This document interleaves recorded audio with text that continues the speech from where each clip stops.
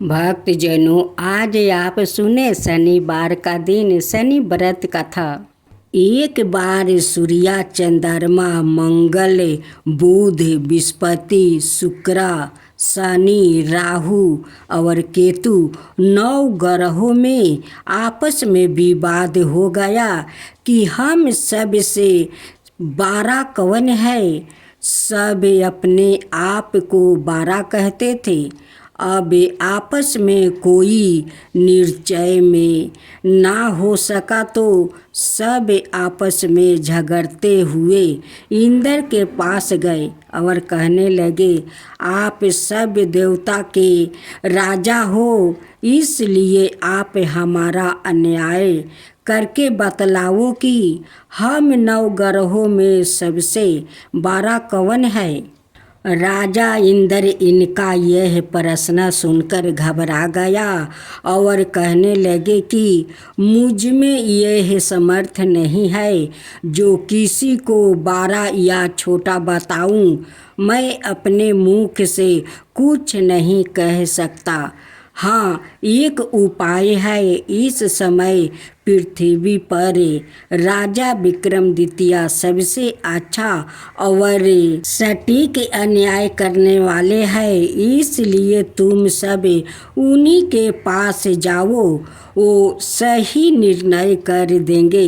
इंद्र के यह वचन सुनकर सब ग्रह देवता भूलक में राजा विक्रमादित्य की सभा में आकर उपस्थित हुए और अपना प्रश्न राजा के सामने रखा।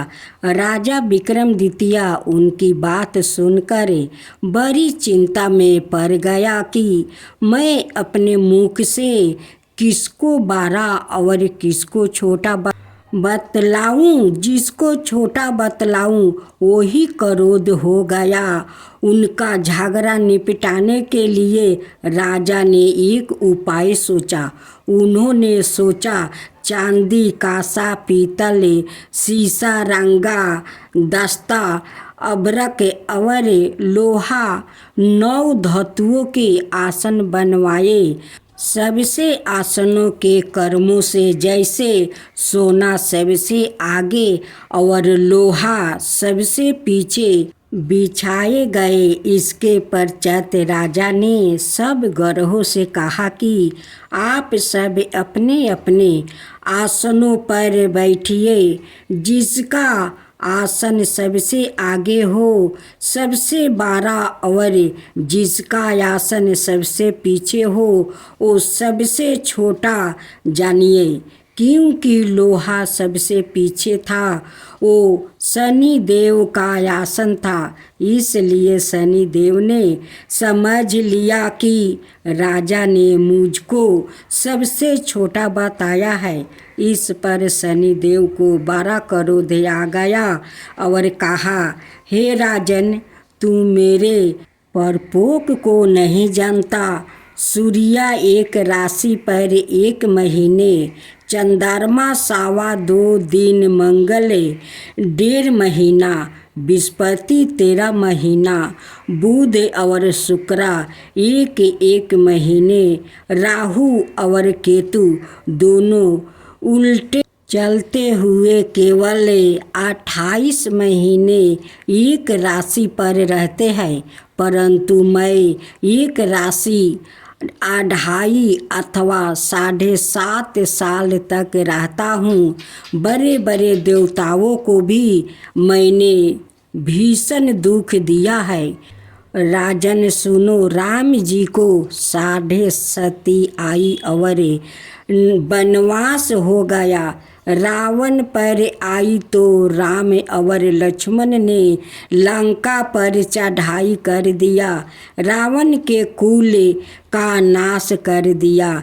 हे राजा, तुम अब सावधान रहना।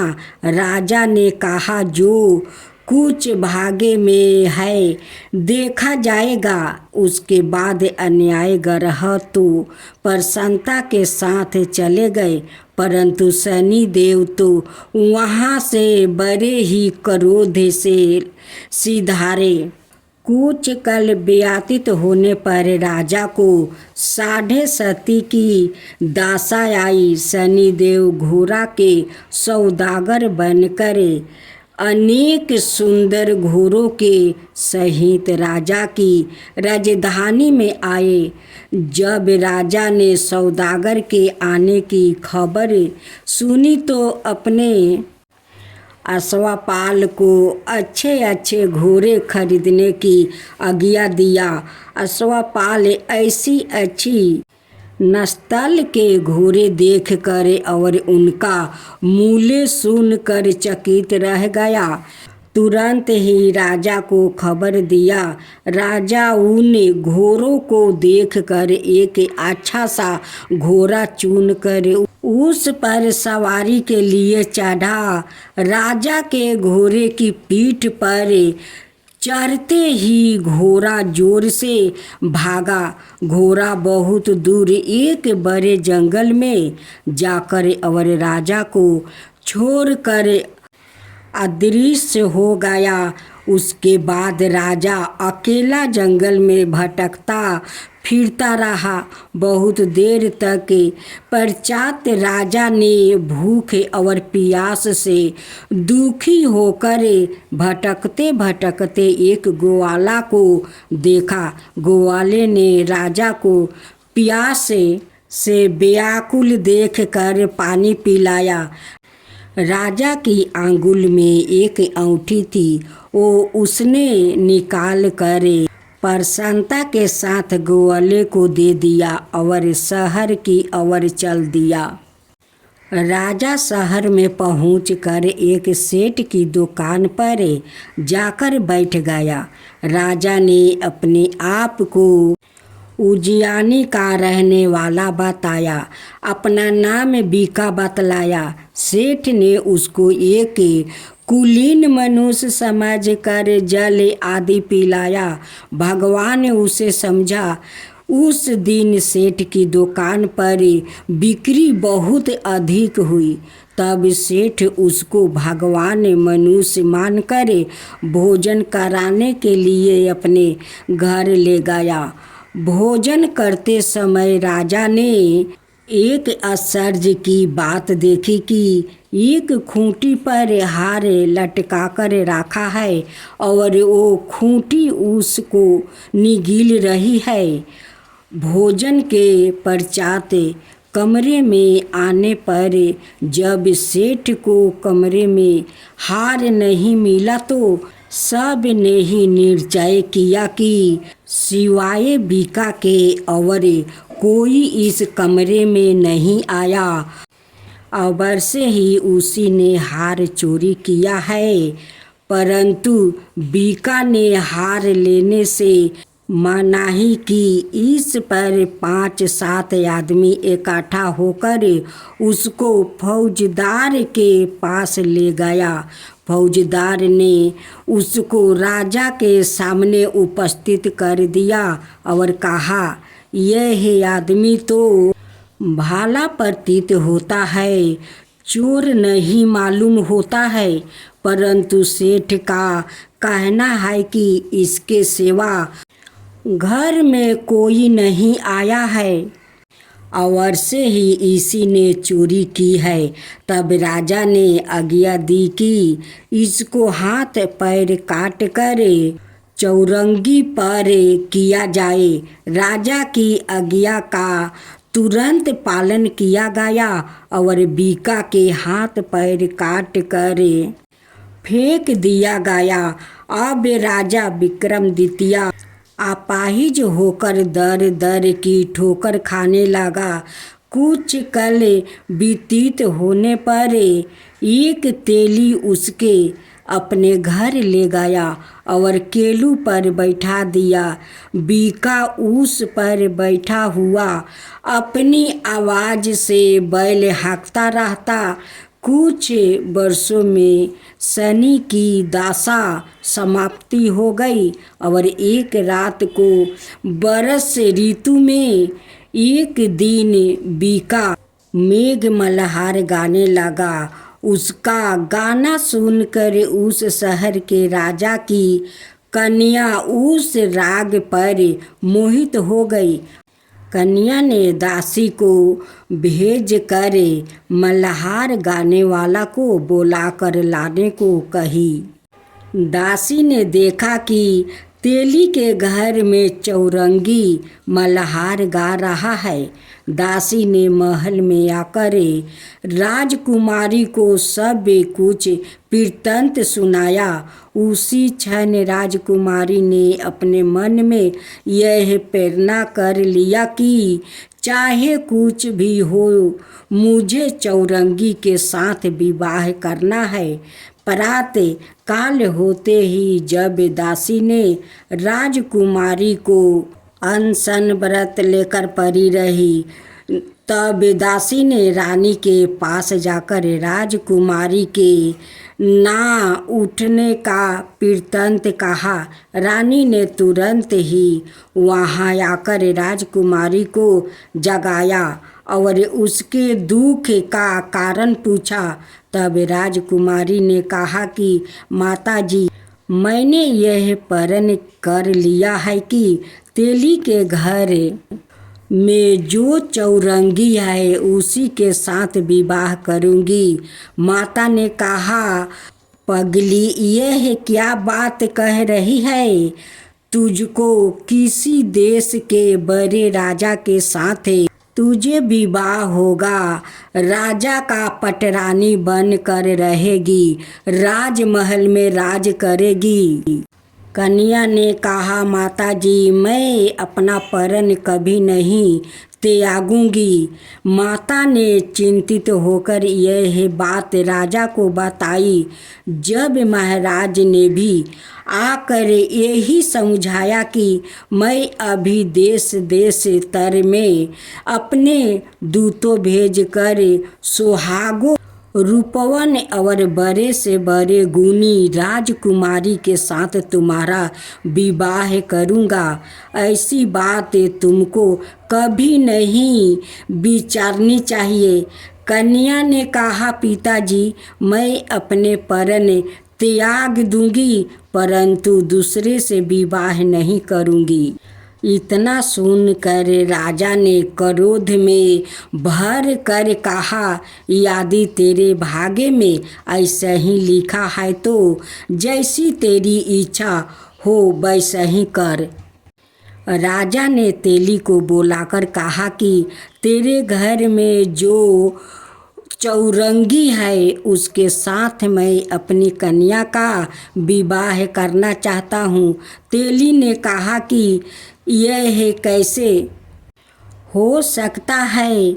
कहाँ आप हमारे राजा और कहाँ मैं नीच तेली? राजा ने कहा, भाग्य के लिखे को कोई टाल नहीं सकता। अपने घर जाकर विवाह चौरंगी विक्रमादित्य के साथ कर दिया।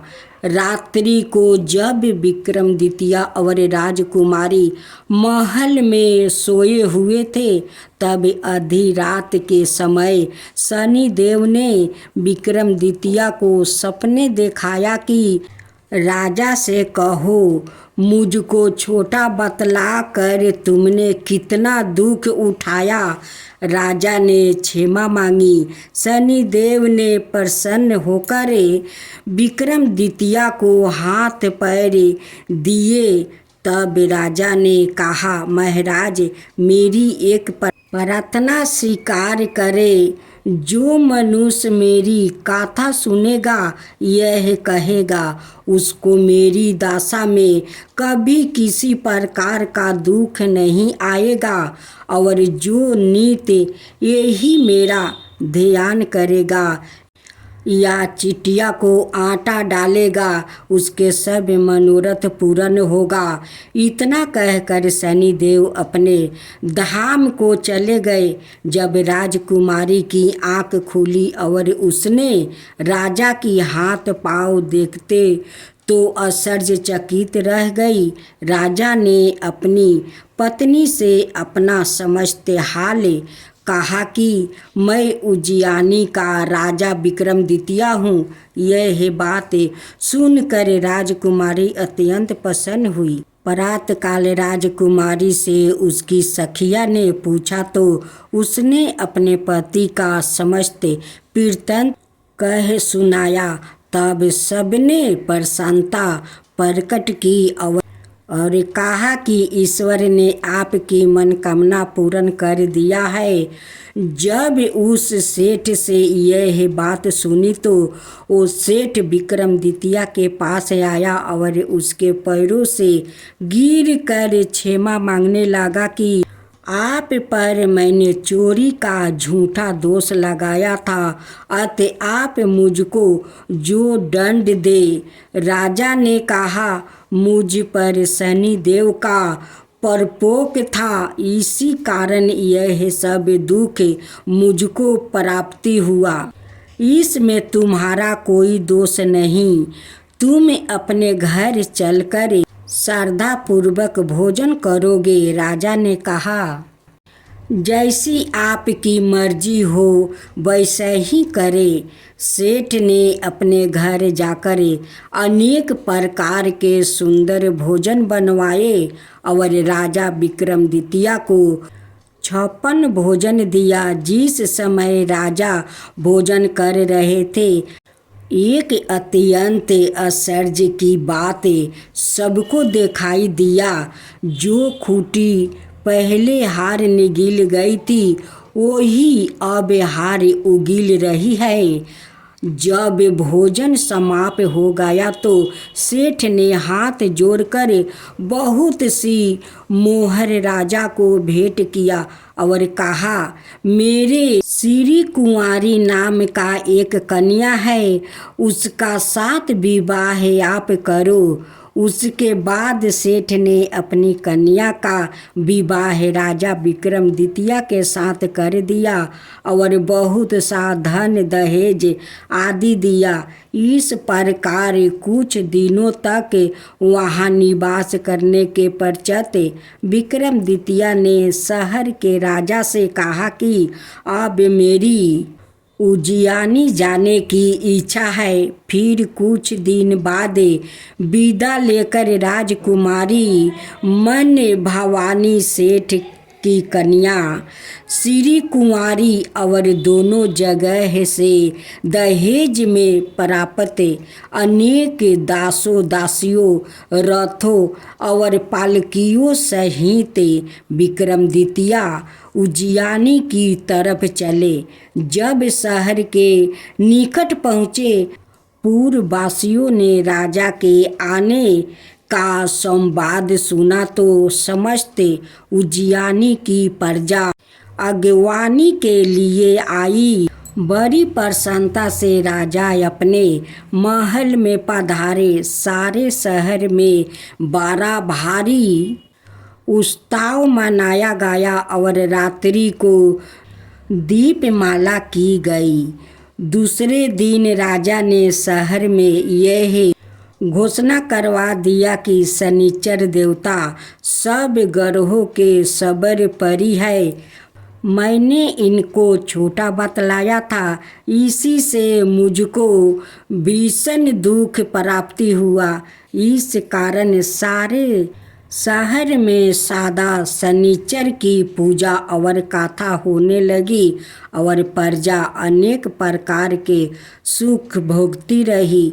जो कोई शनिचर की इस कथा को पढ़ता अथवा सुनता है, शनि देव की कृपा से उसके सब दुख दूर हो जाता है। शनि देव की कथा को व्रत के दिन अवश्य पढ़ना चाहिए। ओम शांति, ओम शांति, ओम शांति।